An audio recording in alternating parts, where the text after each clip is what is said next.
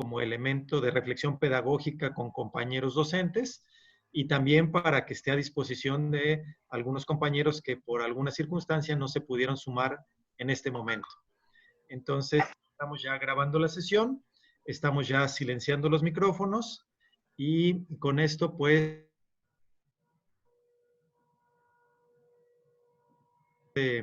presentarles al hermano Marino Latorre Ariño. Él es licenciado en Ciencias con especialidad en Química y después pues ha hecho estudios de doctorado en Valencia, en España, de pedagogía, de educación con rama terminal en pedagogía. Y desde hace muchos, muchos años es colaborador en la Universidad Marcelino Champagnat en Lima, Perú, en donde es coordinador de posgrados.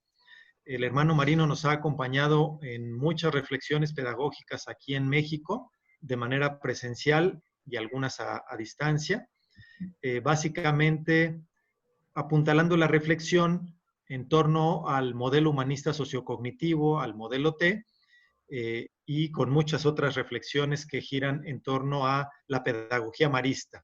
Entonces, él como educador ha hecho una síntesis muy interesante en sus reflexiones de diversos pensadores, de diversos pedagogos, todos articulados justamente alrededor de la propuesta educativa marista, de una propuesta de educación que humaniza y que no es parcial, sino que es integral. Hermano Marino, pues muchas gracias, bienvenido y estamos atentos a escucharle. Muy bien, muchas gracias, Alfonso. Gracias a ti. Buenas tardes con todos y con todas. De nuevo estamos, el lunes tuvimos la primera charla, esta es la segunda. Yo espero que también sea agradable y por lo menos que no se duerman ustedes. Vamos a tratar este tema precisamente, puesto que está dirigido a los docentes, el aprendizaje y la tecnología digital. Sobre todo voy a insistir en el aprendizaje y al final hablaré de la tecnología digital. Y como digo, aquí está dirigido pues, fundamentalmente a los docentes, los maristas de la provincia central de México. Estamos en tiempos que se llaman posnormales. ¿Qué son tiempos posnormales? Son tiempos que se caracterizan por 3 IES. Son imprevisibles, son incontrolables y son imposibles de gerenciar. Fíjense ustedes si es importante eso. Imposibles de gerenciar. ¿Por qué? Pues porque no está en nuestras manos controlarlos. ¿Quién iba a pensar hace 4 meses lo que está sucediendo hoy, por ejemplo, en todo el mundo? Nadie, ni el más loco podía pensar. Por eso se cumple aquello que decía Edgar Morin y que dice, todavía vive este filósofo francés, el futuro se llama incertidumbre. El futuro se llama incertidumbre. Y hoy estamos precisamente en la educación en emergencia, la pedagogía en emergencia, así es como se llama en estos tiempos postnormales de la pandemia, o la pedagogía de la excepción. No es la pedagogía normal. Esta no puede ser la pedagogía normal, como diremos un poquito más atrás. Es decir, el enseñar vía digital no es lo normal. Eso será ocasional, pero no es normal y es adecuado en estos momentos. La situación que nos toca vivir nos ha obligado precisamente a tener que utilizar pues, la Internet como una herramienta de aprendizaje, pero solamente como una herramienta de aprendizaje, nada más. Y en esta situación lo primero que hay que buscar, y yo se lo digo con toda claridad, que hay que pensar en las personas. No hay que pensar tanto en la tecnología cuanto en las personas. Lo primero es la salud y el bienestar socioemocional de todas las personas de la comunidad educativa. Por encima de los aprendizajes, si aprenden bien, pero si es a costa de la salud física o socioemocional de los docentes, de los alumnos, de los padres, de quien sea, no vale la pena aprender nada. Sí, de los estudiantes, con acompañamiento de los docentes, procurando un bienestar emocional, con herramientas de conexión, apoyos rápidos a sus necesidades, y no les provoca mucho estrés. Quiero enseñar y no puedo porque me veo atado por la imposibilidad técnica o tecnológica. Apoyo a las familias. Muchas de ellas quedarán sin recursos, muchas de ellas tendrán personas que han fallecido o que están enfermas, o ellos mismos están enfermos, algunos de los de la familia. Apoyo, acompañamiento, escucha atenta. Eso es fundamental, porque estamos sufriendo una situación muy delicada. Yo creo que desde hacía siglos que la humanidad no había tenido una situación como esta, ni siquiera en la Segunda Guerra Mundial, ni siquiera en la Segunda Guerra Mundial. Hay un proverbio chino, una maldición china, por eso ha venido desde China el virus, que dice: ojalá te toque vivir tiempos interesantes. Ciertamente a nosotros nos está tocando vivir un tiempo muy interesante, muy interesante. Podemos decir, como alguno advertía, que a partir de este momento se puede hablar del AC o DC, antes de Cristo, después de Cristo significaba. Dicen, no, ahora significa antes del coronavirus o después del coronavirus. Ciertamente hoy no estamos viviendo el mañana que nos imaginábamos ayer. Qué gran realidad. El mañana que nos imaginábamos ayer no es el hoy que estamos viviendo. Es una gran verdad. Pero bueno, todo tiene sus posibilidades. De las dificultades hay que sacar siempre posibilidades. Lo que para una oruga es el fin del mundo, para el resto del mundo es una mariposa. Esa es la idea que tenemos que sacar. Bueno, unas ventajas. ¿Qué ventajas puede tener y qué dificultades el trabajo vía digital, con internet? Lo que para una oruga es el fin del mundo.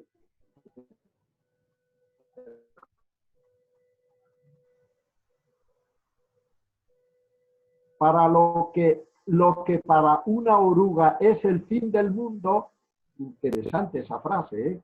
Es de Lao Tse, no es mía, yo la he copiado, es de Lao Tse, así es. Digo que tiene algunas ventajas y también tiene dificultades. El Internet, el manejo de esta herramienta fabulosa de hace 20 años prácticamente, 20 años que se maneja, abre la clase y la vida al mundo. Esa es una gran posibilidad. Aprovechémosla. La clase de las cuatro paredes, del encerado, de los libros de texto, de la tiza, del maestro y nada más, ahora se abre a un mundo diferente. Pero hay que saber navegar por Internet, porque muchos comienzan a navegar y empiezan a naufragar. A navegar para que no naufraguen. Esa es una gran verdad también. Conectividad y comunicación de calidad, eso es verdad. Y tener en cuenta la desmotivación de los estudiantes. Si los estudiantes en la clase presencial, como siempre ocurría, a veces se distraen, todos lo hemos visto y todos nos hemos distraído, cuanto más ahora que están a kilómetros a veces de distancia, influenciados por tantas cosas en su casa, con ruidos, con situaciones que no es el contexto habitual de su manera de estudiar. Si a eso sumamos el poco entusiasmo que algunos estudiantes tienen por estudiar, por aprender, pues sobre todo los adolescentes, pues imagínense las complicaciones que esto puede tener o dificultades. La encuesta Gallup del 2014 dice que aproximadamente el 50% de los estudiantes, de los adolescentes, estudiantes de 15 años, van a clase sin ningún entusiasmo. Sencillamente van a pesar suyo. Claro, con esta situación, imagínense qué posibilidades tiene un maestro, aunque haga milagros, de enseñar. Pues es muy difícil. Yo quisiera indicarles también con este QR, si quieren entren, y ahí en mi blog, hay, si fotografían esto, verán que, no sé, ahora está puesto ahí lo del hermano Marino, no lo sé si podrán fotografiarlo y les será útil. La enseñanza no, dice un articulito, enseñanza no presencial, sí, educación no presencial, no. Porque la enseñanza sí que se puede dar de forma no presencial, pero la educación requiere siempre una persona que de alguna manera sea el referente. es el contacto directo. Por lo tanto, cuando se habla, y yo lo veo que en muchos artículos que ahora aparecen, educación a distancia, y lo escriben eximias personas, grupos incluso de personas. Hoy leía un artículo sobre eso, y titulaba Educación a distancia. Todos eran eximios profesores de universidades. ¿Cómo es posible? ¿Estaré yo despistado? O nunca mejor dicho lo de simios, ex simios, porque ahora ya han dejado de ser simios, pero bueno. No puede ser por una sencilla razón, porque hay una contradicción interna. La educación o es presencial o no es educación. Es un oxímoron, como se dice en literatura. Tiene una contradicción interna, como cuando se habla de crecimiento negativo de la economía, como cuando se habla de un silencio atronador, eso es un oxímoron. O la paz armada, pues otro oxímoron. Y así, eso ocurre igual. Se necesita para ser educado que la persona vea, reconozca, dialogue, interactúe con otras personas en directo, no en diferido, no en digital. Y eso es algo esencial. Recuerden ustedes, si no, por ejemplo, qué le pasaba al niño salvaje de Aveirón. Si buscan en YouTube esa película, yo la utilizo a veces con los estudiantes del doctorado de docencia universitaria, precisamente el estudio de este personaje de la película, pues que se comporta como un animalito porque no ha tenido la posibilidad de relacionarse con otras personas. Entonces, quede bien claro este tema. ¿Qué más cosas? La tecnología puede contribuir al aprendizaje, pero el motor central del aula es el maestro. Son ustedes, maestros, son ustedes.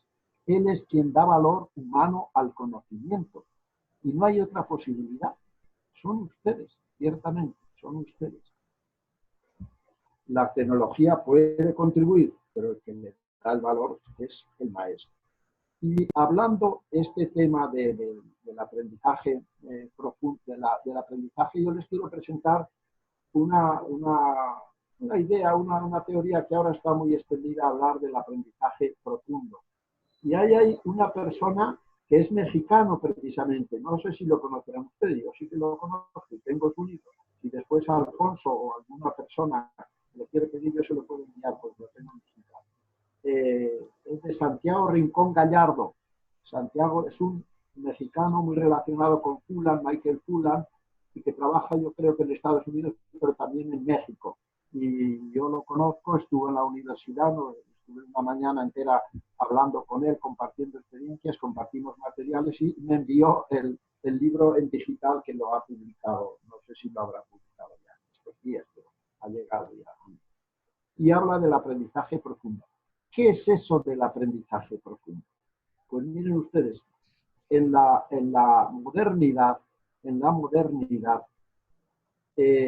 las personas vivimos en tiempos tan inciertos que la educación es empezar a navegar por el océano de la incertidumbre apoyados en archipiélagos de certezas. Esta es una definición magnífica de Edgar Morin.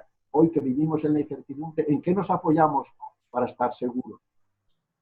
Pues lo mejor será dar las cartas náuticas, proporcionar la brújula para que las personas se orienten y no naufraguen en el mar. Estamos en la modernidad líquida.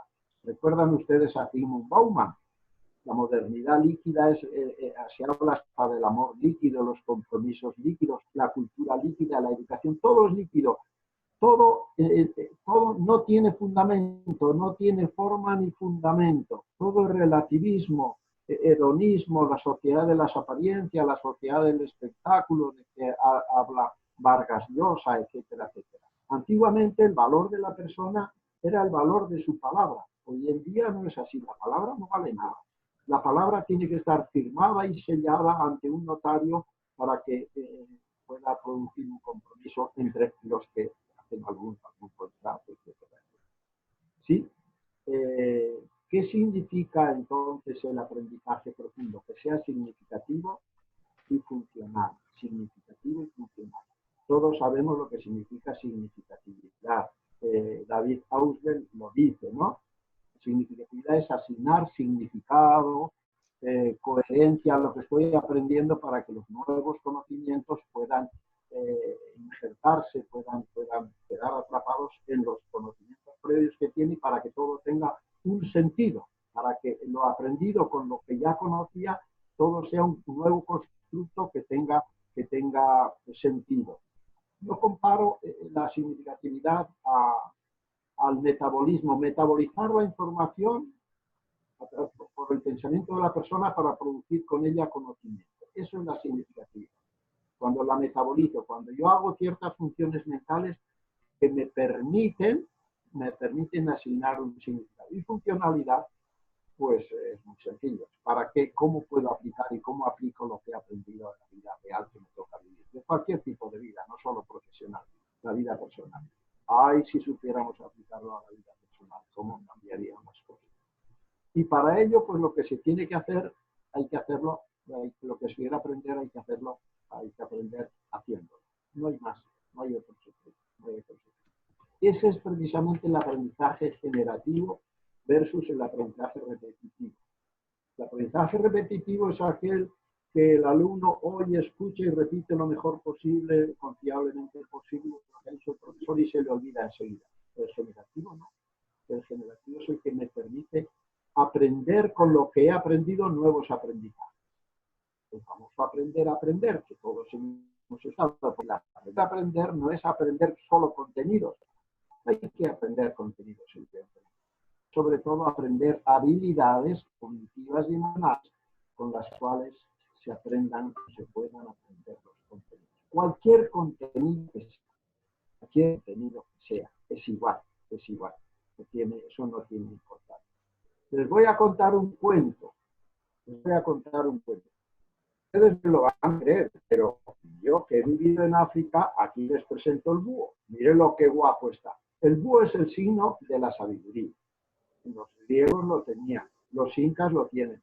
Seguro que en México, la cultura maya o tal, seguro que el búho también es un elemento representativo con sus ojazos. Mírenlo, pues les voy a contar un cuento. Es el cuento del 100 pies, el búho y la ardilla. Pues había un 100 pies en la selva que tenía un grave problema. ¿Sabe qué problema? Que tenía artritis. 100 patitas y todas con artritis, unos dolores tremendos. Entonces, el 100 pies, sabiendo que el búho era el sabio de la selva, pues se fue a hablar con el búho a ver qué remedio le daba para su situación. Señor búho, tengo un grave problema. Con los ojos, ¿cómo le decía? Igual, ahí está mirando, moviéndolos a derecha e izquierda. A ver, dime, ¿qué te pasa? Pues ya ves que soy un 100 pies y tengo artritis. ¿Qué remedio tengo para que no tenga tanto dolor? El búho volvió a mover la cabeza y los ojos y dice, ya tengo la solución. Conviértete en ardilla y el 96% de los dolores se te habrán marchado, habrán desaparecido. El 100 pies dijo, qué idea más excelente. Realmente este búho es sabio. Pero luego recapacitando dijo, ¿y cómo me convierto en ardilla? Y ante esta pregunta volvió a mover la cabeza y los ojos y le dijo, bueno, lo mío son teorías, la práctica la tienes que poner tú. ¿Qué les parece inteligente? Fíjense ustedes, entonces yo les presento la práctica, precisamente la teoría de Cole, de los 4 pasos, que se puede aplicar a todas, pero el búho está mirándonos, ahí está a la izquierda, mírenlo. Pues es el hacer pensando lo que se hace y asignando sentido a lo que se hace. Cuando un estudiante quiere aprender, tiene que hacer algo para aprender. Ya lo decía Aristóteles. Lo que hay que aprender a hacer, se aprende haciéndolo. Así es, no hay más. Entonces, Cole, que es un autor americano, y esta es la famosa teoría experiencial de Cole, es muy sencillo. Cualquier cosa que tengamos que hacer, pues realizamos esa experiencia concreta, la que sea. Segundo, observación reflexiva. Reflexiono, pienso, miro, observo, pero reflexivamente, no superficialmente. Después conceptualizo, abstraigo aquello que he visto y por último compruebo si mis teorías sobre el por qué se ha producido ese fenómeno son ciertas o no. Les voy a poner un ejemplo y ustedes verán cómo, por ejemplo, dilatación de un metal. Fíjense qué sencillo es. El fenómeno que calentamos un metal y se dilata. Antes no se podía pasar un cierto objeto por el agujero de ese metal y ahora cuando lo hemos calentado ya se puede pasar. Pues miren ustedes, calentamos un objeto metálico y observamos. ¿Qué observamos? Que se dilata y la prueba es que puede pasar un objeto de un objeto de ese objeto metálico calentado. Reflexiono, ¿a qué se debe? ¿A qué se debe esto? Porque la realidad es que se cumple siempre y en todos los metales, más o menos, pero en todos los metales y en todos los objetos. Entonces, elaboro una hipótesis. Es que está compuesto de átomos. Ya yo vuelvo a la química. Estará compuesto de átomos. Los átomos empiezan a moverse con más energía por el calor y en consecuencia producen la dilatación del lugar donde se encuentra, que es el metal. Muy bien. Entonces voy a comprobar, la cuarta parte, compruebo y generalizo la teoría. Y esta es la forma de conocer realmente las cosas. Pero esto, que nos parece tan sencillo, lo podemos aplicar en la vida práctica para muchas cosas, no solamente para la química, como lo he aplicado yo, sino, qué sé yo, por ejemplo, elaborar un mapa mental. Hoy en día están muy en boga los mapas mentales. Miren, olvídense de los mapas conceptuales, que es lo que normalmente hemos aprendido y nos han enseñado. Eso sirve un poco ayuda un poco a la arquitectura del conocimiento, para tener una visión completa del conocimiento. Eso es de un concepto, por eso es mapa conceptual, de un concepto. Pero el concepto ayuda poco. Pero en cambio un mapa mental sí, porque puede ser de una asignatura, de un tema, etcétera, etcétera. ¿Cómo elaborar un mapa mental? ¿Cómo lo hago? Observan un mapa mental que les presenta la explicación el docente, reflexionan y lo analizan. Pues tiene distintas ramas, en cada rama de ese mapa salen desde el centro y van saliendo hacia arriba, hacia los lados, en el sentido de hojas del reloj. Después cada rama se divide en ramitas más pequeñas a derecha e izquierda hasta que al final he completado todo. Pues ya está. Ahora aplíquelo usted, hágalo usted. El mapa mental del capítulo tal del libro que estamos explicando o que hemos explicado ya. El profesor le apoya, etcétera, etcétera, y al final puede hacer de toda la asignatura o de cualquier cosa. ¿Saben ustedes qué cosa más sencilla? Así es. Ese es el aprendizaje profundo. Y ahí les presento yo precisamente a Santiago Rincón. En su libro se titula Liderar el aprendizaje. Yo se lo enviaré a Alfonso por si quiere compartirlo con ustedes, porque yo lo tengo en digital. Santiago Rincón es un medio chinito, es mexicano, pero es un tipo muy inteligente, buen amigo mío y me gustan mucho las cosas que dice, porque hablan del aprendizaje profundo precisamente. Pues miren ustedes, en ese mismo sentido del aprendizaje profundo, que es significativo y funcional, va el paradigma sociocognitivo del que ha hablado Alfonso al principio. Paradigma sociocognitivo es un paradigma que engloba dos paradigmas, el sociocultural o crítico de Vygotsky, de la escuela rusa, y el cognitivo humanista y el cognitivo de Piaget, Husserl, Brunner, etc. Y la Universidad de Champagnat, que es donde lo hemos desarrollado, porque el origen está en Martiniano Román, de la Universidad Complutense de Madrid, pero lo hemos desarrollado en la Champagnat, por eso le hemos puesto el calificativo de humanista, porque programa valores, trabaja valores y evalúa valores. En él, el estudiante es el protagonista. Quien tiene que aprender es el estudiante. Pero el aprendizaje, precisamente, que tiene que aprender, claro, utilizando la mediación del docente, es un aprendizaje significativo, que como hemos dicho, constructivo, él mismo va construyendo su propio aprendizaje de forma personal y de forma colaborativa y situado. Es decir, el aprendizaje allí donde él se encuentra.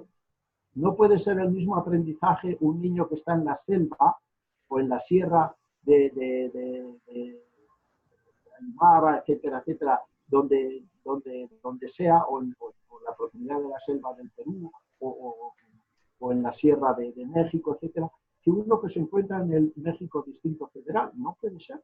Tiene que ser diferente el aprendizaje situado, porque las personas tienen necesidades diferentes, aunque haya un fundamento igual para todos, pero cada uno tiene. Y el docente es su mediador, siendo el estudiante protagonista.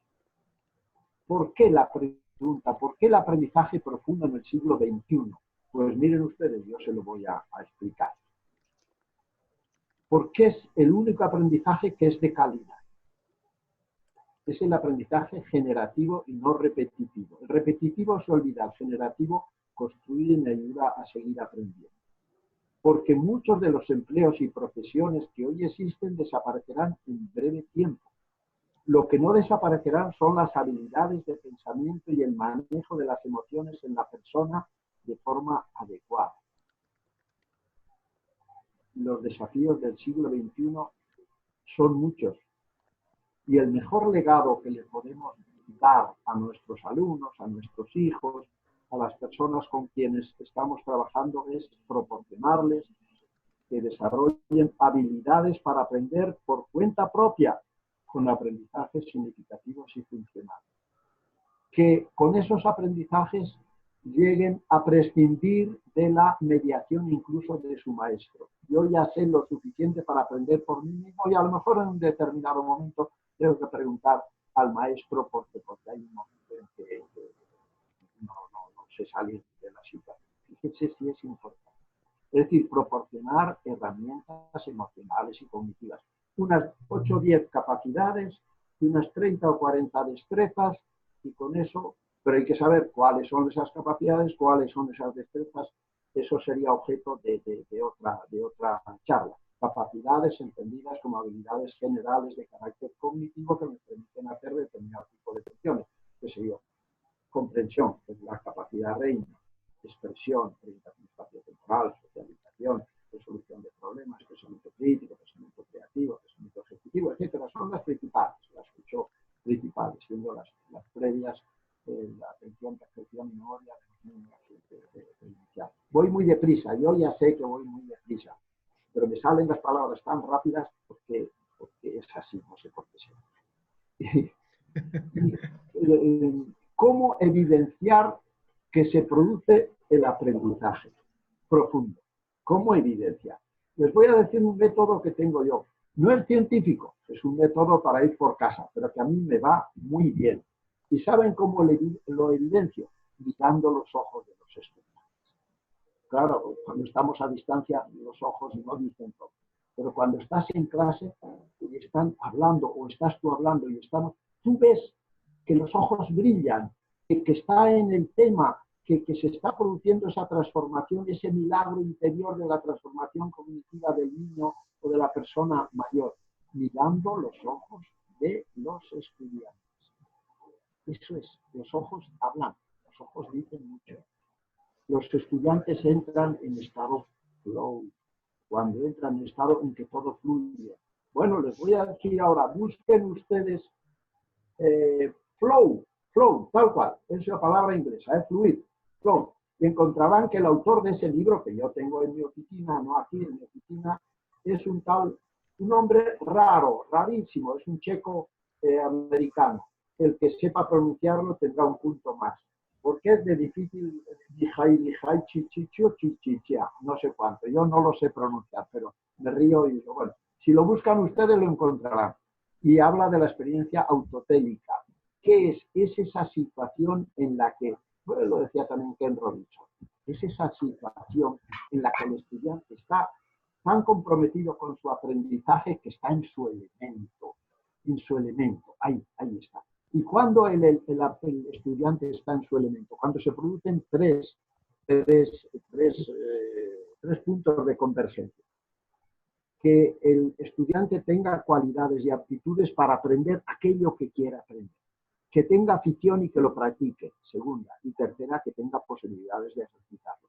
El que quiere jugar a fútbol, primero que tenga posibilidades físicas, psicológicas, etcétera, y sobre todo físicas para poder hacerlo. Que tenga afición y practique, segundo. Y que tenga posibilidades, que tenga un lugar, que tenga un entrenador, que le apoye. De ahí salen los cracks.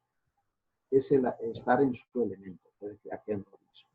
Y resulta que nos hemos dado cuenta que eso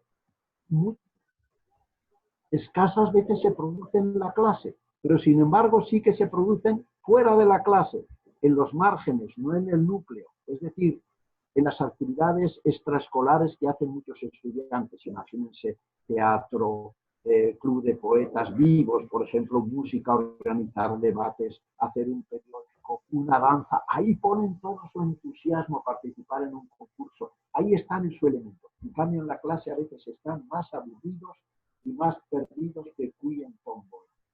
Perdidos completamente. Es así, es así. Qué cosa más curiosa. Pregunten ustedes a sus estudiantes para comprobar, para evidenciar si hay o no aprendizaje profundo. ¿Qué estás haciendo? En la clase, entren a la clase. ¿Qué estás haciendo, fulanito? ¿Qué estás haciendo? Pues a lo mejor está uno allí perdido. Yo recuerdo que hice esta experiencia en un colegio marista de aquí, de Perú. Entré a una clase de cuarto de secundaria, los chicos tenían 15 años, 15, 16 años. Le pregunté a un chico, ¿qué estás haciendo? Y me dijo, estoy comparando. Chico, ¿estás comparando? ¿Y qué comparas? Pues estoy comparando, no sé si me dijo la cultura griega con la cultura latina o no sé qué cosas.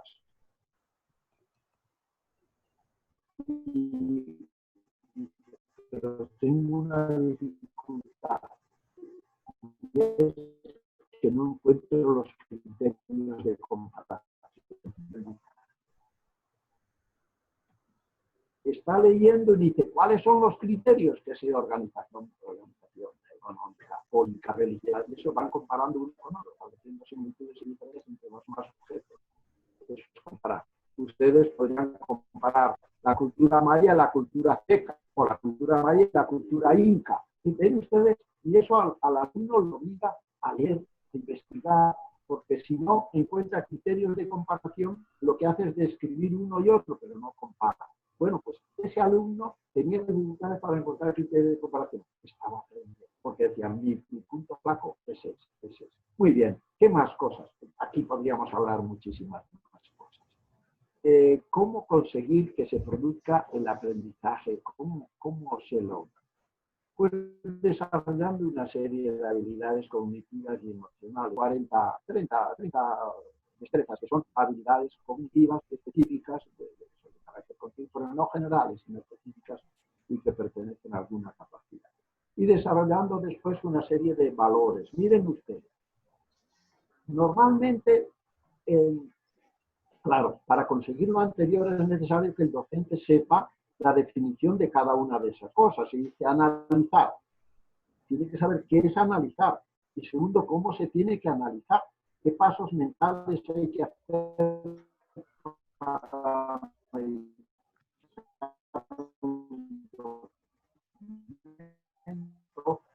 cualquier cosa? Para comparar.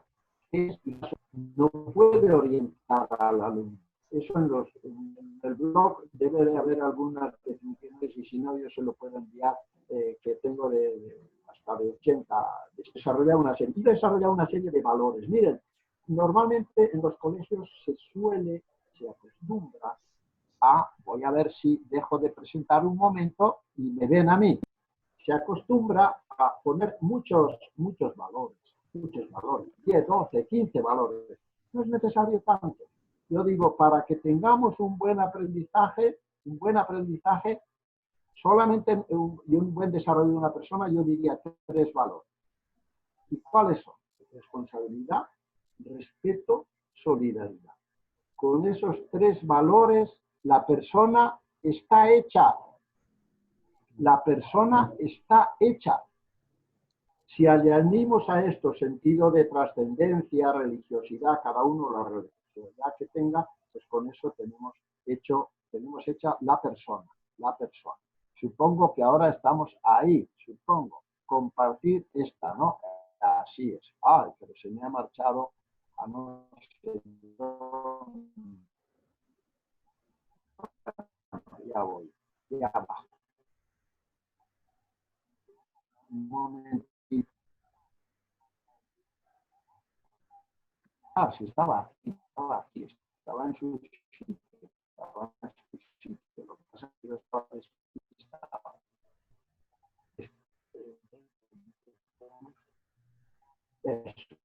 Bueno, ¿cómo se lo? Estamos ¿no? Bien, sigamos. Hoy, fíjense, en Estados Unidos se están haciendo las fiestas COVID-19. ¿Sabe usted qué significa eso? Pues que se juntan multitud de personas a ver quién contrae antes el coronavirus.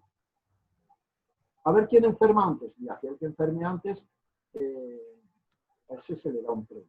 ¿Es que estamos locos o qué? ¿La especie humana está loca o qué? No lo hacen ni los animales, pero nosotros sí, porque somos más animales que los animales. Con perdón por los animales, pero es así, es así, es así. Bueno, sigamos un poco más.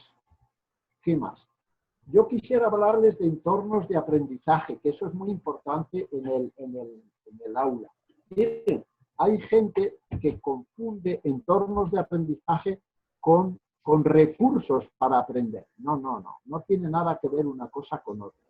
Los entornos de aprendizaje son aquello que hay alrededor del aprendizaje que posibilita o impide que se produzca el aprendizaje profundo. Posibilita o impide. Son situaciones que posibilitan algo. Por ejemplo, les cuento un ejemplo. Silicon Valley. Silicon Valley es un entorno, un ecosistema de aprendizaje de tecnología. Porque allí todo es tecnología, todo es tecnología. Es la Florencia del siglo XXI, como así llaman al Silicon Valley, porque era un ambiente tal donde estaban los artistas, los filósofos, los mejores escultores, los mejores pintores, los mejores escritores, etcétera, en Florencia del siglo XVI. Pues lo mismo del siglo XXI es en tecnología, es el Silicon Valley. Entornos de aprendizaje son lugares donde el profesor diseña situaciones y el estudiante regula sus procesos de aprendizaje. Qué bonito. Diseña situaciones para que el estudiante aprenda. Lugares en los que hay trabajo personal y colaborativo. Miren, no puede uno empezar el trabajo colaborativo si antes no ha habido trabajo personal, porque el trabajo colaborativo significa poner en común lo que cada uno sabe. Si antes no lo ha trabajado en cierto tema, no lo he trabajado yo personalmente, ¿qué puedo llevar al grupo? Pues a decir vulgaridades, lo primero que se me ocurre.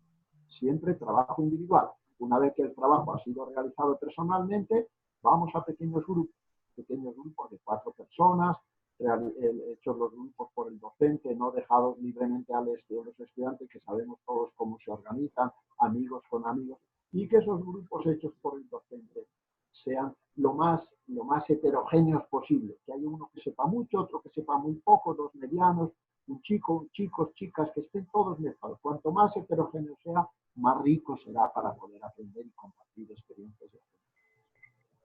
El entorno de aprendizaje es un lugar donde hay deseo y pasión por aprender, donde la gente entra en estado de flow, del que desea hablar. Lugar donde se enciende el fuego más que donde se llena un contenedor. Lugar donde hay retroalimentación del docente y metacognición del estudiante. Van juntas. Metacognición, pensar cómo pienso cuando estoy pensando. Pensar qué procesos he seguido en mi proceso de aprendizaje. Qué he aprendido y cómo lo he aprendido. Qué dificultades he tenido, cómo he resuelto el conflicto cognitivo. Metacognición del estudiante. Pero también retroalimentación del docente. ¿Te has dado cuenta de esto? ¿Te has dado cuenta de aquello? Atención a aquello, este detalle, etc. Retroalimentación individualizada, porque cada uno aprende de una manera diferente. Lugar y condiciones donde hay autorregulación del estudiante. La autorregulación se produce antes de empezar a aprender, durante el aprendizaje y después del aprendizaje. La autorregulación no se produce solo en el momento, sino al principio también. Al principio también se produce. Bueno, sobre este tema tendríamos que hablar muchas cosas, pero son entornos de aprendizaje potentes. Miren, muchas veces los mismos organismos que controlan del Estado dificultan precisamente el trabajar en estos entornos de aprendizaje potentes, porque se salen de lo controlado por el Estado. El Estado o directrices nacionales, porque normalmente se quiere que muchos hagan lo que algunos han pensado. Oiga, deje usted una cierta libertad a los profesores, que son técnicos, que son especialistas, que son expertos en su trabajo y que saben adaptarse a la realidad de sus alumnos.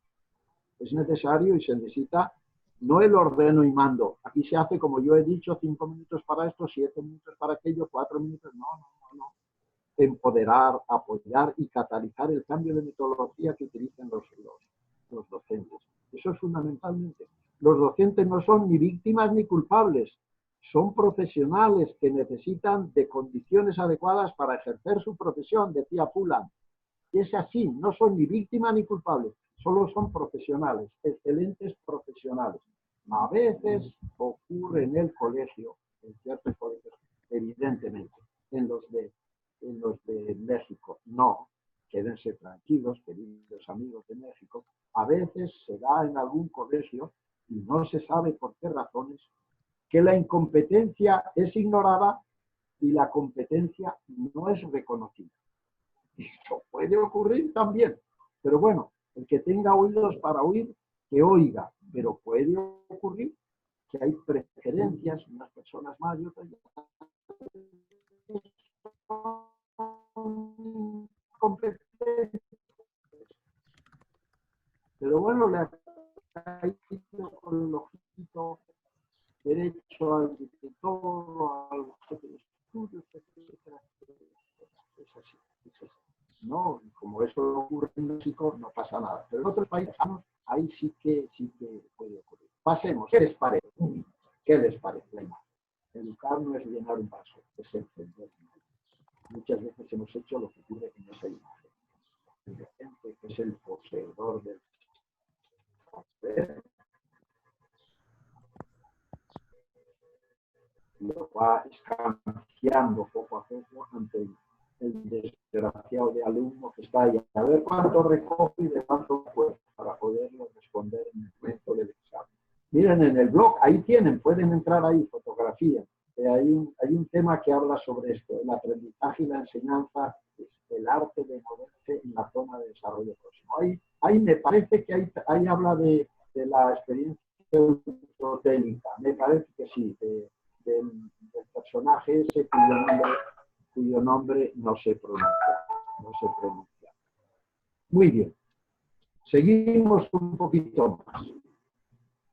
Cuando la importancia del maestro, ustedes son el mejor recurso de aprendizaje. El mejor es el maestro. Cuando un maestro se quiere enseñar, y aunque no lo haya, siempre les está diciendo a los estudiantes, el mundo es así. Cuando un director, un maestro, un jefe de estudios o un coordinador se pone delante de los estudiantes, siempre estamos diciendo, el mundo es así. Porque los estudiantes no aprenden de nosotros, nos aprenden a nosotros, nuestras actitudes, nuestro modo de ser, igual que aprenden a sus padres. La educación nunca es inocente, es un medio que lleva su mensaje, decía Bruno. Qué gran razón tiene, qué gran razón tiene. El buen maestro piensa y está convencido de que en todo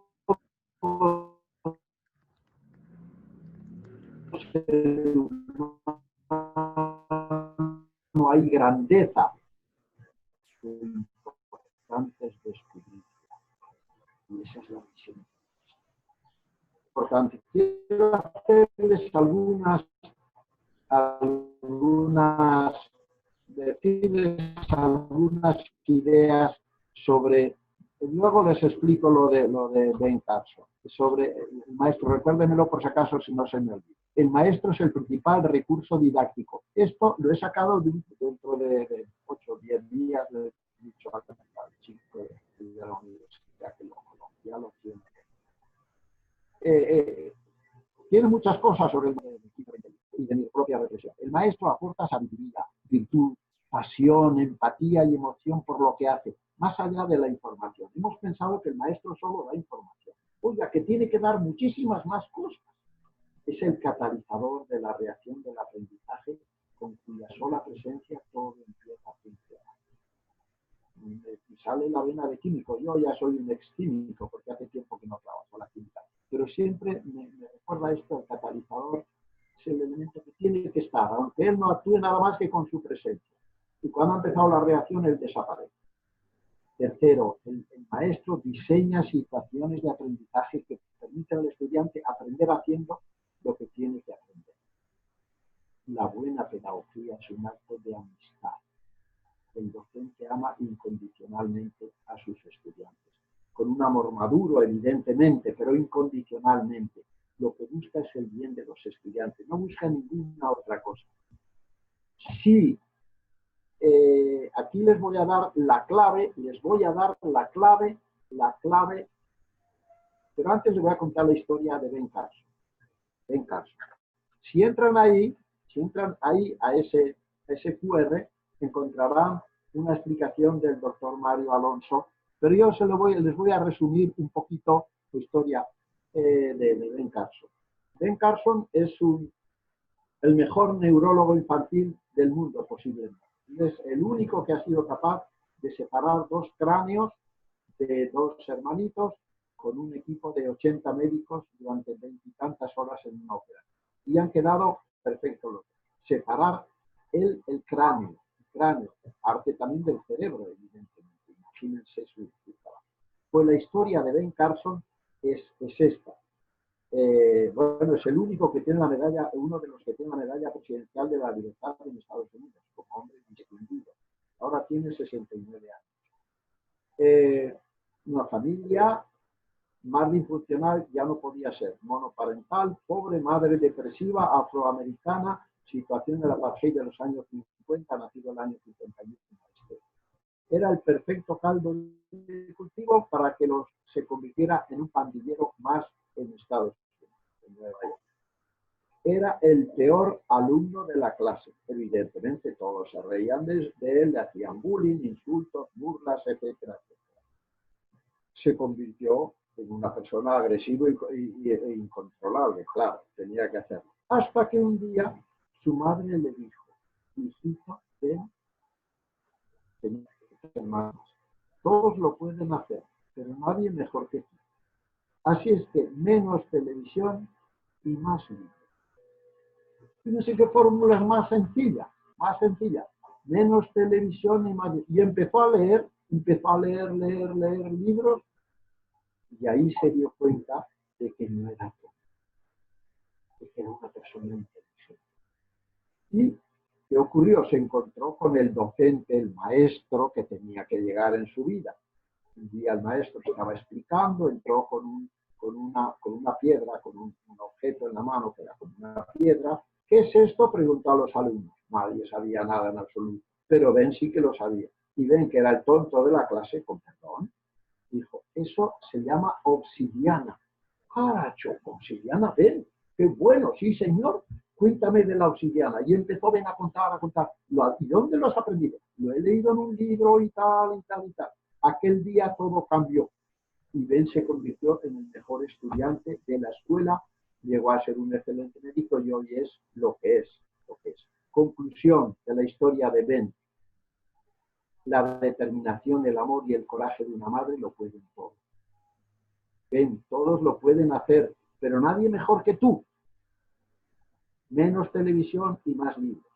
Un verdadero maestro es capaz de encender la llama de la autoestima del estudiante, de sentirse que no valía para nada, a decir: yo puedo ser el mismo. Eso es el milagro que ha producido el docente. Pero hay que encontrarse con ese docente.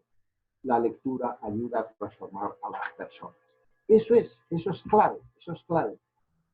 ¿Qué se requiere para ser un buen maestro? Pues como un buen chef.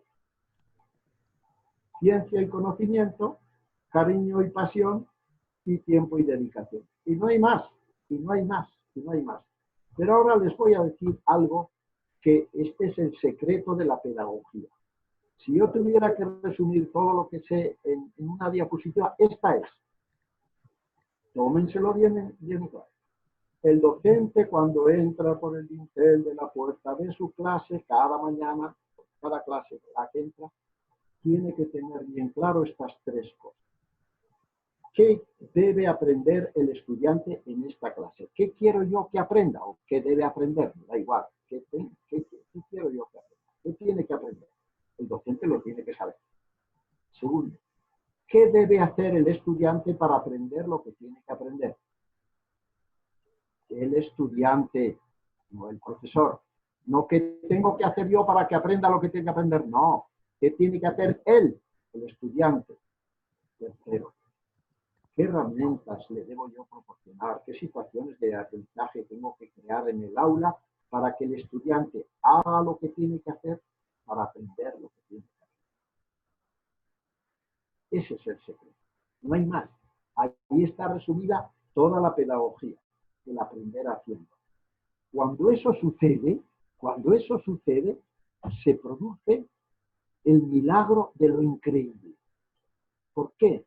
Porque la mente y el corazón de los alumnos van creciendo, se van transformando. Vean ustedes esos niños de 5 o 6 años, de 4 o 5 años, y cuando llegan a los 16, ¿cómo se ha producido ese milagro? ¿Cómo se ha producido? Y se produce delante de nuestros ojos sin darnos cuenta. Y se produce todos los días. Qué interesante, qué interesante, qué interesante. Las 3 dimensiones del aprendizaje, pues en eso, son esas. Empecemos de abajo para arriba, ¿eh? De abajo para arriba. Miren, la cognitiva, aprendizaje significativo y funcional. La metacognitiva, reflexiono sobre lo aprendido y cómo lo he aprendido. Y colaboración, aprender juntos a partir de lo que cada uno aprendió.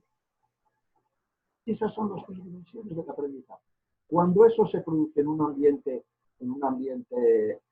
de clase tranquilo, animado, en que todos quieren trabajar, un ambiente resonante, estamos produciendo el milagro de lo imposible. A eso están llamados ustedes como docentes. A eso están llamados ustedes como docentes. ¿Y qué decimos de la escuela? Voy un poco rápido porque ya me quedan solo 10 minutos. Es el lugar de desafíos.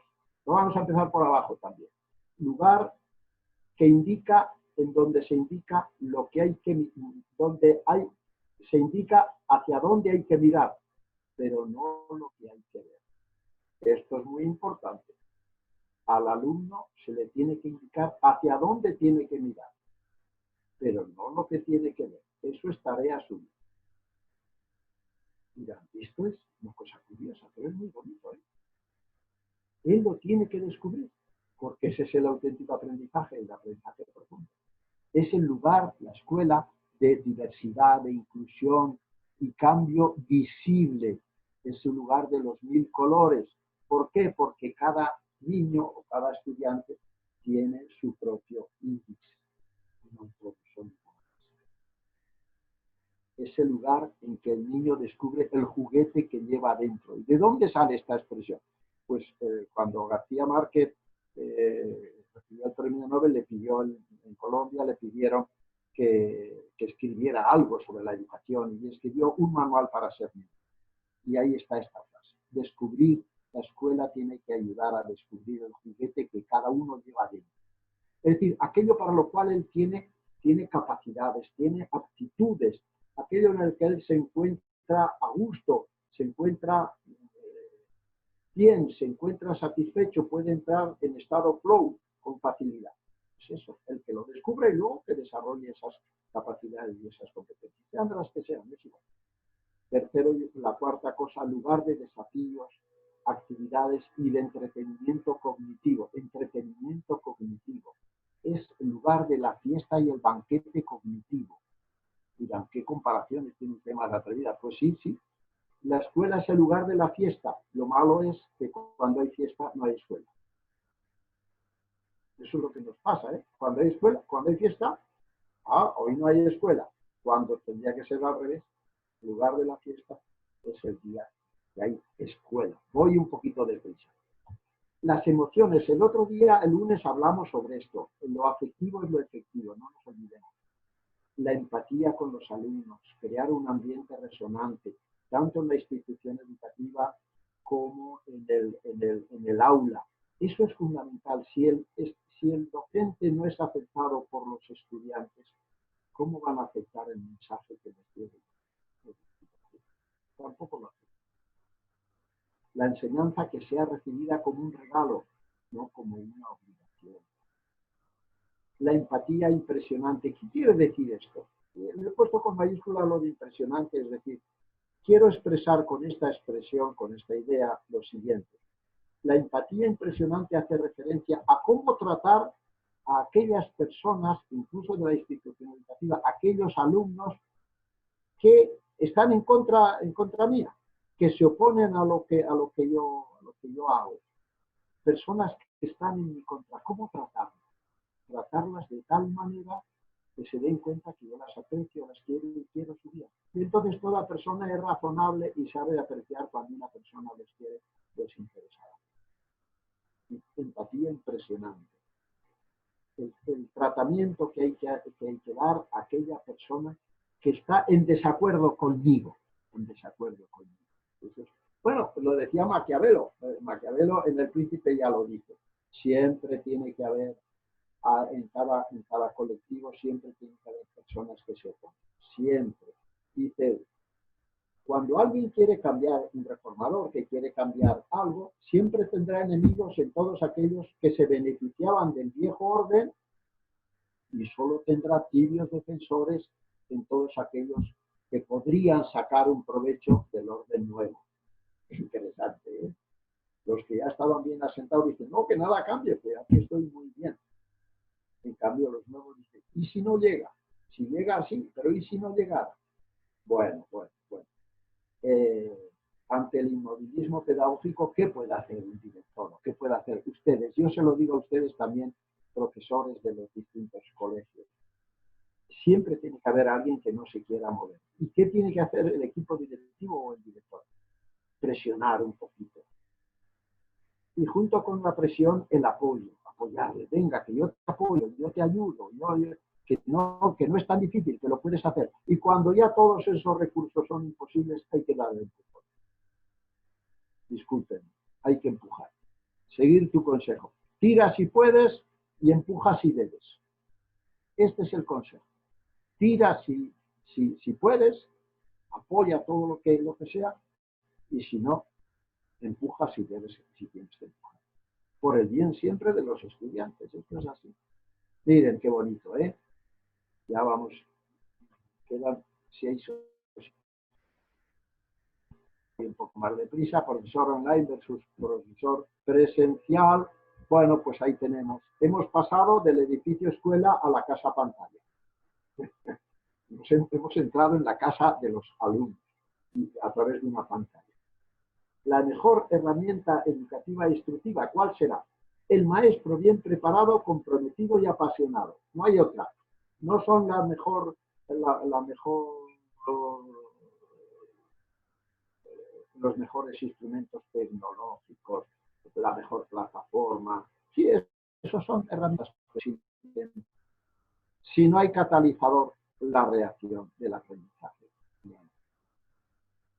Cuando el contexto cambia, decíamos el otro día, todo cambia. ¿Qué habilidades tiene que tener el docente en línea? Pues no las más que tiene que tener en presencial, pero elevadas a alguna potencia. Empatía, flexibilidad, tolerancia. Si siempre hemos de ser tolerantes, ahora más. Si siempre hemos de ser constantes, ahora más. Adaptarse al cambio. La clase está centrada en los estudiantes, en los padres y en la tecnología. Cuando es presencial está fundamentalmente en estudiantes. Ahora ya está centrada la tecnología. Llegará la información, no llegará, los padres están, no están, qué sé yo, cuántas cosas. El maestro saber que sufre estrés y los estudiantes también. Interesarse por cada uno de los alumnos que tengo. Interesarse por mis colegas directores, interésense por sus profesores también. La importancia de la empatía y de la atención personal. Fíjense lo que hemos dicho muchas veces, el distanciamiento físico produce un distanciamiento psicológico que hay que tenerlo en cuenta. Tener en cuenta la brecha digital, conectividad y artefactos que puedan disponer los estudiantes. La pandemia, sin embargo, es una oportunidad para reflexionar, renovar la didáctica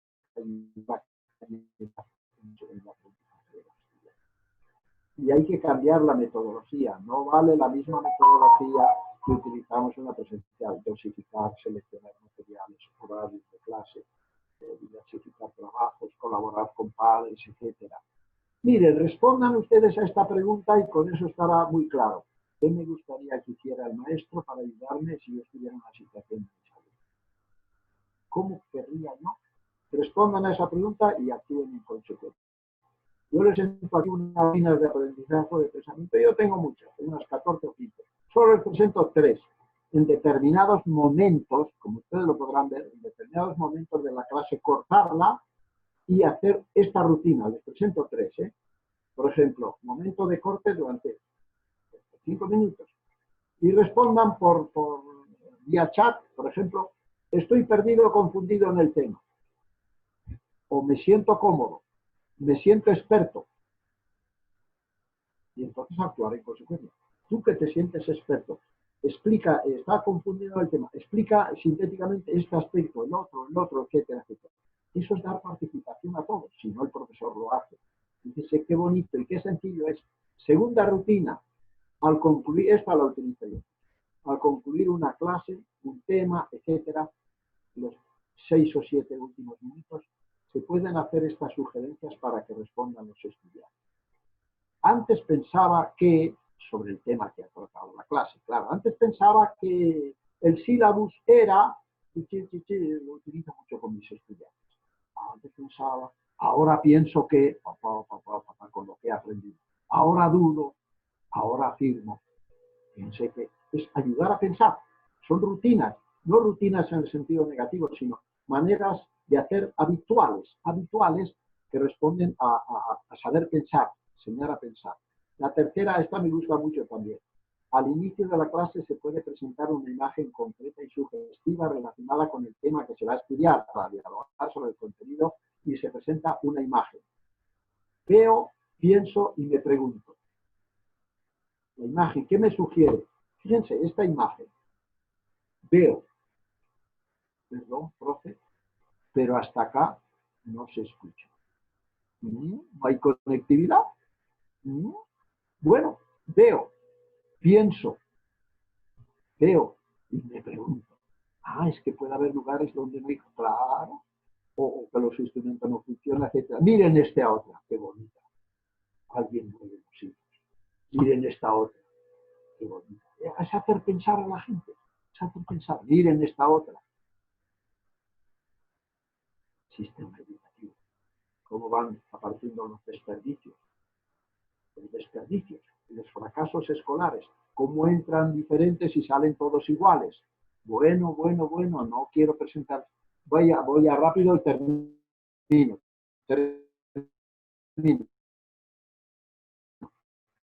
Alfonso, termino, disculpe. El del estudiante, reducir la brecha, la comunicación.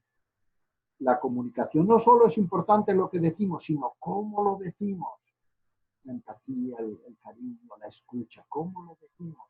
Cambiar la forma de presentar los contenidos, más audios, más imágenes, interactividad, etcétera. Clases breves de 30 a 35 minutos, no, como antes eran de 60 minutos, ahora tienen que ser, no, un poquito más breves. La distancia física ya lo hemos dicho, flexibilidad, tono de voz alegre, cálido, reforzamiento siempre positivo.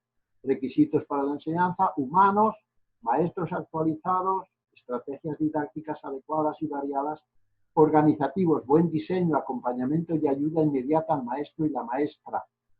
Cuando una persona está solo, puede encontrarse con situaciones. ¿Y ahora qué hago? ¿A quién tengo que recurrir? Que alguien en el centro, en el colegio, apoye inmediatamente. Yo sé que ustedes lo hacen, pero eso es fundamental para evitar el estrés de los que trabajan, de los que están dando las clases. Tecnológicos, conectividad, calidad de la comunicación en el maestro y en los estudiantes, en todos. A veces no depende de nosotros, pero hace ser posible eso tener. Y con esto concluyo. Ventajas e inconvenientes en la enseñanza online. Digo enseñanza, no digo educación. Favorece la autonomía y el autoaprendizaje, ¿verdad? La autonomía. Dificultades, requiere conexión y tecnología adecuadas, manejo de las tecnologías, el docente actualizado que maneje la enseñanza no presencial, no lo podemos trasplantar de la enseñanza presencial a la no presencial como tal cual, no, es diferente. Requiere comunicación continua, evaluación, retroalimentación adecuada, etcétera, etcétera. Y para acabar, pues dejo de presentar y aquí tenemos tres posibilidades para acabar con un cuento. Díganme ustedes cuál es el que quieren. ¿Qué cuento quieren? Alfonso, dime, ¿qué cuento quieres?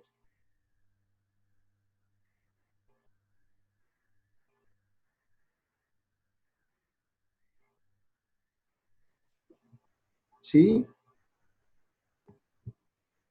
Perdón, es que me tenían silenciado. A ver, por aquí vamos a hacerle caso a Ramiro que dice El maestro y la mascota. El maestro y la mascota. Hombre, ese es un cuento bonito. Les cuento.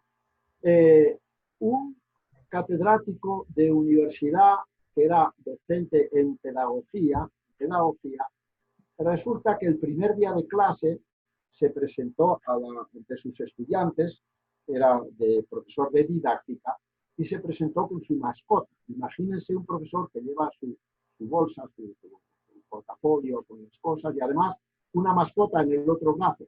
Era el objeto de risa de toda la gente. ¿Qué haga este profesor? Bueno, llega a la clase, todos los estudiantes expectativos, allí esperando, y pone su mascota encima de la mesa. Y les dice, señores estudiantes, nosotros vamos a tener este curso de didáctica. Mientras vamos a este curso, yo voy a ir enseñando a mi mascota a hablar. El último día de clase yo traeré la mascota a ver cuánto ha aprendido ella y cuánto han aprendido ustedes. Muy bien. Pasan las clases, ya no fue más la mascota y el último día de clase los estudiantes dicen, doctor, necesitamos, ese es el último día mañana es el último día de clase, traía usted su mascota, nos dijo, sí, mañana la traigo. Lleva su mascota, la pone encima de la mesa y le dice, Cookie, así se llamaba la mascota, era un perrito pequeño, Cookie, ¿cómo te encuentras? La mascota mira a su profesor, y empieza a mover la cola, pero no dice ni palabra. Cookie, ¿estás contenta de estar aquí? Mueve la colita y todos los estudiantes una carcajada. ¿De qué se ríen ustedes? Yo les dije que iba a enseñar a hablar a la mascota, pero no les dije que ella iba a hablar. Porque para aprender se necesitan dos cosas. Que el estudiante o que el que aprende quiera aprender y pueda aprender. Puesto que el aprendizaje no se produce cuando alguien quiere enseñar gente, sino cuando alguien quiere y puede aprender. Es el estudiante. En este caso, ni podía ni quería aprender. Muchas gracias por haber escuchado con tanta paciencia la charla. Muchísimas gracias, hermano Marino. Lástima que ahora no podemos escuchar seguramente unos fuertes aplausos que se merece y que seguramente mis compañeros estarían muy gustosos de ofrecerle. Vamos a abrir un breve espacio para algunas preguntas. Tal vez para facilitar un poquito, si quien quisiera preguntar lo puede poner en el chat.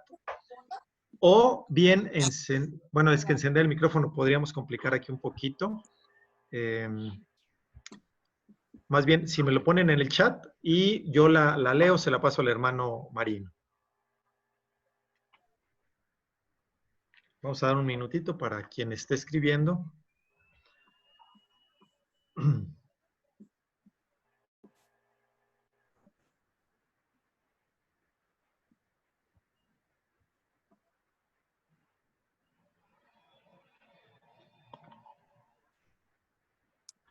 Bueno, hay muchas felicitaciones por aquí, agradecimientos. Pues mire, hermano, más que preguntas, le están dando muchas gracias y felicitaciones. Bueno, gracias a ustedes que son muy generosos. También en Facebook, Poncho. Ah, muchas gracias.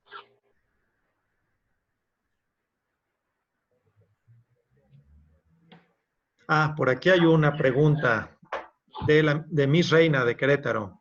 ¿Qué opina, hermano, de la neurodidáctica? En la neurodidáctica hay yo quiero decir que la neurociencia sí que es una ciencia. La neuroeducación, yo no me atrevería a decirlo, me parece que es una pseudociencia por el momento. Y la neurodidáctica, pues lo único que quiere hacer es aplicar alguno de lo poco que conocemos de nuestra mente, aplicarlo a la educación. Fundamentalmente el tema de lo cognitivo y lo emocional. En ese sentido sí que se justifica todo el tema del sistema límbico que permite controlar también hasta los pensamientos. Los lóbulos frontales, etcétera, que son los ejecutores del pensamiento, los que lo llevan a la práctica, etcétera, pero están influenciados fundamentalmente por las emociones, y las emociones se gestionan en la amígdala, en el sistema límbico, en el hipocampo, etcétera, todos esos lugares de la... Entonces, en eso sí que es una aportación valiosa, pero a veces ya empiezan a decir, a extrapolar determinadas concepciones de la neurociencia a la neuroeducación. Yo en esas cosas no estoy muy de acuerdo, porque todavía están en mantillas. Y cuando lo quieren dar como una cosa cierta, pues hay cosas que sí pueden ser ciertas. Lo que hemos dicho, se aprende cuando se quiere aprender sistema límbico, querer las emociones, el tema de estado flow, el sistema de las emociones, están involucradas de las emociones, y eso sí que es importante. Pero otras manifestaciones puede ser también que para explicar determinado tipo de comportamiento, sobre todo de personas con discapacidad, sea valioso. Pero para el aprendizaje normal, de las personas normales, que no tenemos discapacidades, pues no es tan valioso. Hasta que no desarrollen más, creo que es más propaganda que otra.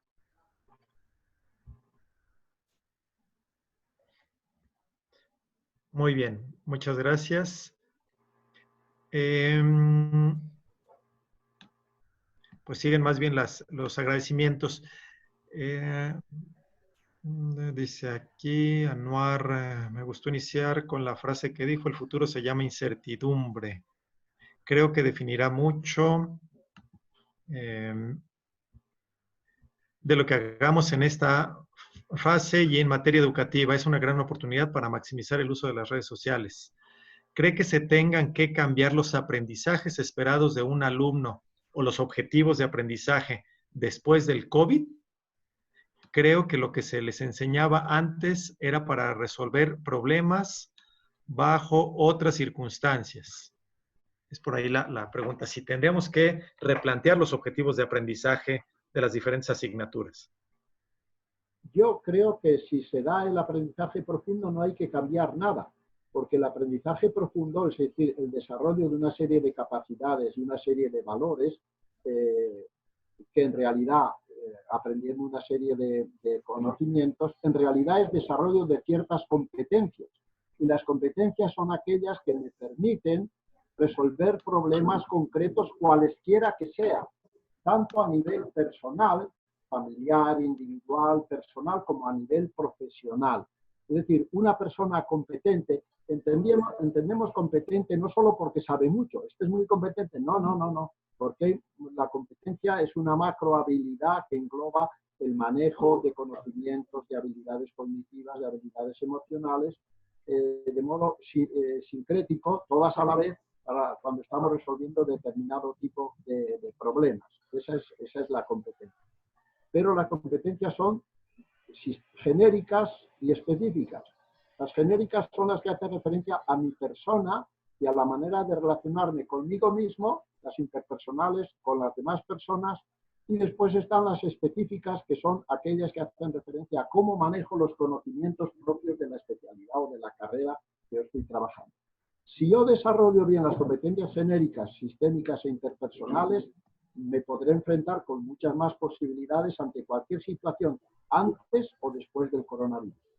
De eso se trata, No de aprendizajes reproductivos, como decíamos, sino generativos, que me permitan resolver problemas, pero vuelvo a repetir, no solamente son aprendizajes, son cambio de la estructura psicológica y emocional interior de la persona. Eso es lo más importante. Teniendo eso, desarrollando esas capacidades y esos valores, la persona puede enfrentarse a la vida con muchas más posibilidades de triunfar y de desarrollar una biografía feliz antes o después del coronavirus.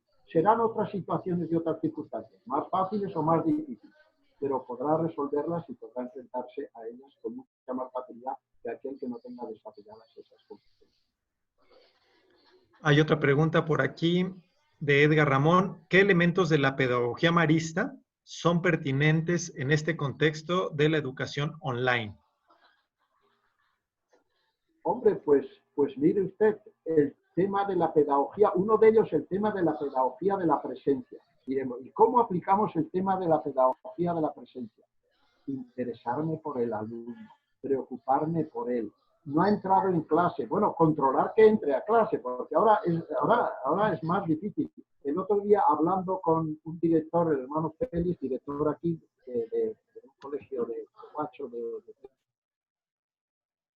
me decía, yo tengo un sistema. El sistema es, de vez en cuando, decir, a ver, levante ahora ya pongan todos la camarita, levanten la mano los que están. Paso. A mitad de clase, paso lista. Faltan 3. Muy bien, pues estos no están. O sea, hay que controlar. Y también preocuparme. ¿Por qué no estabas? ¿Qué ha pasado? ¿Qué circunstancias estás viviendo?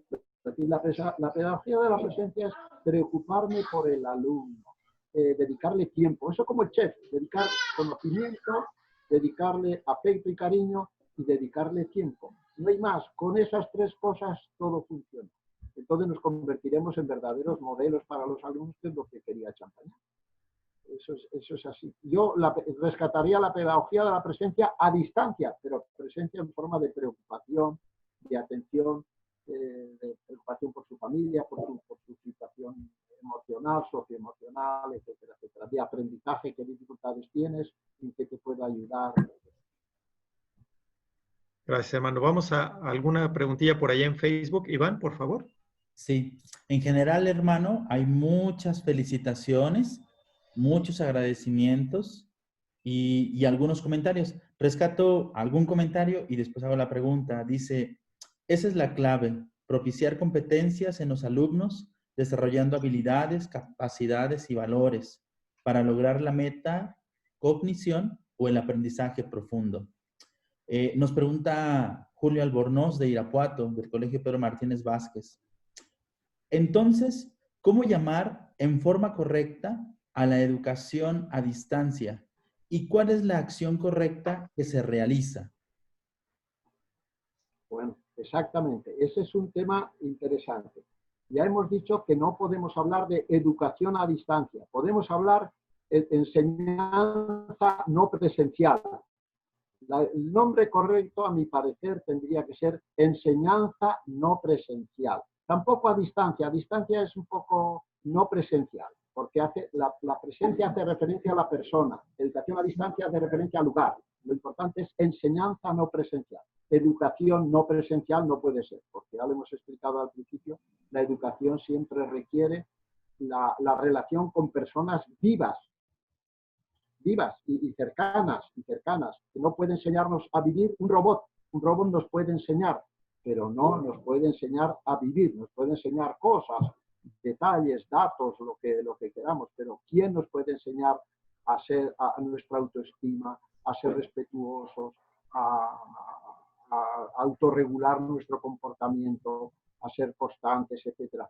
Eso solamente es por imitación de las personas, por imitación de las personas. El robot, la máquina, diríamos, no es más que un instrumento que me transmite información, pero el conocimiento lo tengo que producir yo. Ese es el tema. Es decir, habría que llamar, en lugar de educación a distancia, es enseñanza no presencial. Enseñanza no presencial, sí. Educación a distancia, no. Muy bien. Gracias, hermano. Hay un par de preguntitas por acá todavía. Dice, las leo las 2 juntas. La primera también de Edgar Ramón. ¿Cómo acompañar al docente en su propio proceso educativo sin que se sienta señalado ante la novedad de la COVID-19? y la maestra María de Lourdes Gálvez, cómo cuidar nuestra salud mental en este tiempo. Pues están relacionadas las dos preguntas. Empiezo por la última. La situación socioemocional de muchos padres, de muchos alumnos o estudiantes y de muchos profesores es grande. A los profesores se les ha exigido un acto heroico, yo lo llamo así, de cambiar de la noche a la mañana sin más preparación, porque eso fue así. Vino de la noche a la mañana que el Estado dice, no hay clases presenciales, tiene que ser todo vía digital. Entonces, ¿y ahora qué hago? Y tuvieron que adaptarse en muy poco tiempo y han dado lo mejor de sí mismos. Y eso ha producido un estrés. Yo diría, ¿cómo resolver el estrés? Con los apoyos necesarios. Yo les cuento un poco lo que hemos hecho en la Universidad Champagnat. Y hemos evaluado a los alumnos y nos han dicho que lo han valorado mucho. Es que organizamos distintos lugares o posibilidades a los que tuvieran acceso para resolver sus problemas inmediatos, tanto los estudiantes como los profesores. Llamen ustedes a uno de estos 3 teléfonos. En los 3 atienden. Los 3 atienden pues, las horas de oficina, desde las 8 de la mañana hasta la 1, de 1 a 2 es la comida y hasta las 7 también. Si usted tiene un problema administrativo, un alumno, llame aquí que se lo resuelve. Tiene un problema de conexión, tal, llame aquí que se lo resuelve. No se preocupe. La atención rápida para resolver todos los problemas tecnológicos, personales, estoy enfermo, etcétera, etcétera, eso es fundamental para que la gente disminuya su estrés y su preocupación. Tengo a alguien a quien acudir que me va a ayudar a resolver el problema. Eso es fundamental, es decir, organizar de tal manera la institución educativa que eso se pueda dar, tanto para docentes, también para padres, porque pueden tener situaciones económicas, situaciones de enfermedad, situaciones de muerte, entonces todo eso necesita la rapidez sobre todo, la rapidez, no dejar que los problemas se duerman. Y la otra pregunta era, perdón, la primera. ¿Cómo acompañar al docente en su propio proceso educativo sin que se sienta señalado ante la novedad del COVID? Sí, yo creo que en el tema del acompañamiento va por la misma idea, es decir, realizar determinado tipo de enseñanza, decir, bueno, participamos, vamos a dar tal día damos una charla sobre tal cosa específica, qué sé yo, sobre manejo de la plataforma para tal. Y no se preocupen, aquellos que todavía no lo manejen, después daremos otra para ellos, para hacerlo más despacio. Eso es lo que hicimos aquí también. Yo, que no soy muy experto en todo esto, pues lo aprendí con relativa rapidez y también darles posibilidades de que se conecten con sus colegas. Oye, ¿cómo se hace esto? Porque a veces uno se siente mal en recurrir al de siempre, sino pues esta persona que es experta en ese tema, oye, ¿me explicas un poquito cómo tengo que hacer, cómo tengo que hacer la presentación, cómo puedo apagar los micros, cómo puedo, todas esas cosas que se necesitan? ¿Qué tipo de programaciones se pueden hacer? ¿Qué materiales? Es decir, el formar una comunidad de aprendizaje ayuda mucho, compartiendo materiales. Mira, los del mismo curso, los del mismo nivel, primero de secundaria, segundo de primaria, etc. Compartir materiales, eso ayuda mucho. ¿Para qué trabajar todos por su cuenta? Compartir y entonces todos nos beneficiamos. Yo creo que eso también apoya mucho. Y desde luego que las capacitaciones, diríamos, que se dan, sean concretas, claras, y no estresar demasiado a los docentes con reuniones y reuniones y reuniones, que al final están más preocupados por las reuniones que por su trabajo de enseñanza. Hay que decir que el trabajo actual de los docentes es muy superior al trabajo no presencial, al trabajo presencial, porque ahora tienen que estar atendiendo muchas más variables que antes se resolvían con la presencia. Y eso hay que aceptarlo y hay que valorarlo en los docentes. Hay que valorarlo.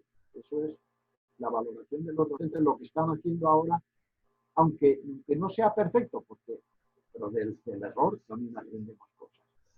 Hay que valorarlo.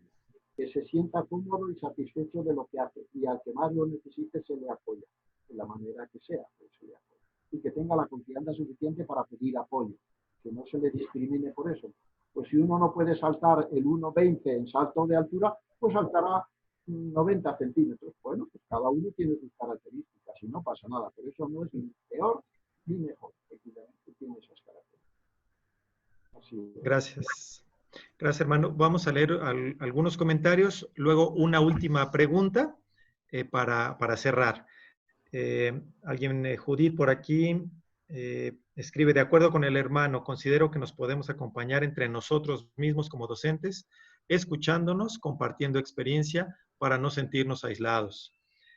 Severo nos comparte, nuestro espíritu de servicio marista nos ayudó a enfrentar este reto tecnológico de forma inmediata y con los alumnos ayudaron mucho para fomentar el aprendizaje colaborativo y la participación activa en sesiones virtuales del aula en casa.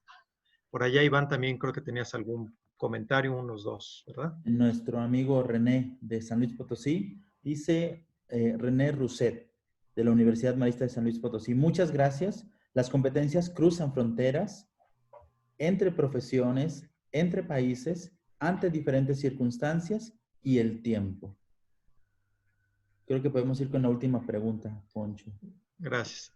El hermano Ricardo Pozas pregunta, ¿cómo interactuar con los padres de familia que en ocasiones quieren intervenir en la videoclase? Este es un tema interesante. Yo creo que a los padres hay que decirles que sí, que tienen que intervenir, pero no en la videoclase. En la videoclase, quienes son los protagonistas son los estudiantes. Si tienen que intervenir los papás es para ayudar a que el alumno dé lo mejor de sí mismo en ese rato que está en clase, no se distraiga, tenga las condiciones adecuadas, etcétera, etcétera. Pero no considero oportuno que el papá sea quien diga al docente, no, que tiene usted que hacerlo de esta otra manera. No. Muchos padres, la mayor parte, el 98%, no son docentes, son profesionales y ellos piensan que la manera de enseñar hoy, en el siglo XXI, es la misma que les enseñaron a ellos hace 30 años.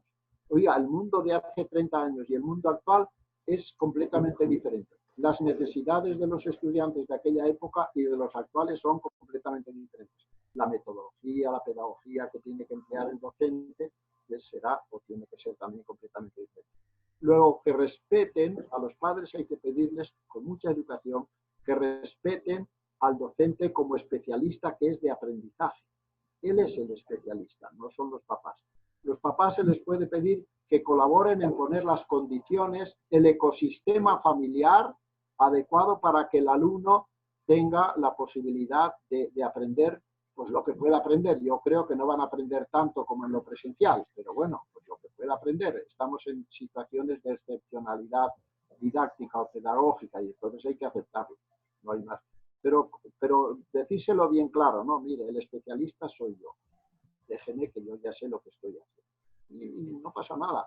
Que cuando uno lo dice con asertividad y con respeto, sin ofender a nadie, los padres lo comprenden.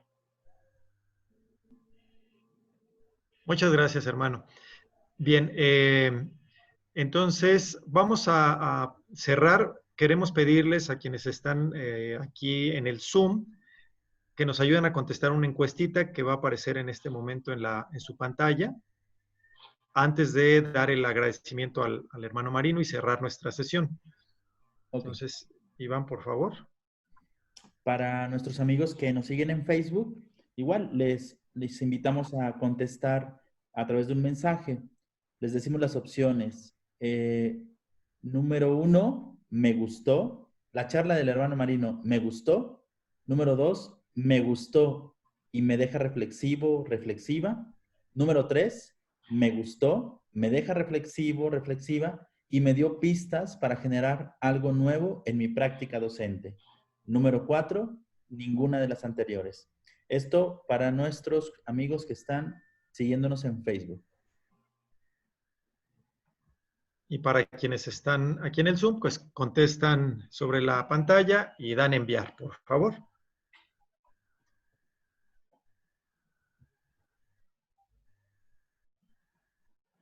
Ahorita Iván nos va a compartir cuántos van, si algunos faltan, y luego vemos los resultados. 6 personas faltan. 5.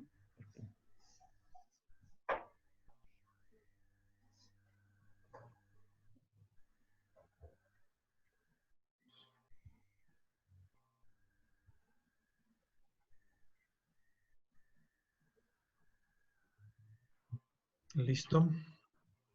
Parece que, bueno, faltan 4. Muy bien. Listo. Les comparto los resultados. ¿Los miran? Pues muy bien, hermano Marino, ahí usted puede ver. Ya veo. Gracias, son muy amables. Son muy amables. Le agradecemos de verdad pues esta mezcla, este colorido al que usted hacía referencia, entre conceptos teóricos muy consolidados, tratados con mucha suavidad, con poesía de pronto, con anécdotas y aterrizando en tips muy concretos como los que nos daba, que usted mismo utiliza como profesor en sus clases. Entonces esto genera mucha empatía. Me parece que también lo que ha dejado esta charla es un profundo sabor o sentido de ser orgullosamente docentes en una profesión que de pronto es aparentemente suplantable por tecnologías. Me parece que la charla de hoy nos ha dado muchos elementos a nosotros como educadores, como docentes, de valorar nuestra acción, nuestra profesión y que realmente somos instrumentos de Dios para transformar este mundo en cualquier circunstancia. Gracias entonces por levantarnos el ánimo, por darnos algunos tips y por motivar nuestra reflexión. De verdad, muchas gracias. Seguramente le volveremos a dar lata en algún tiempo.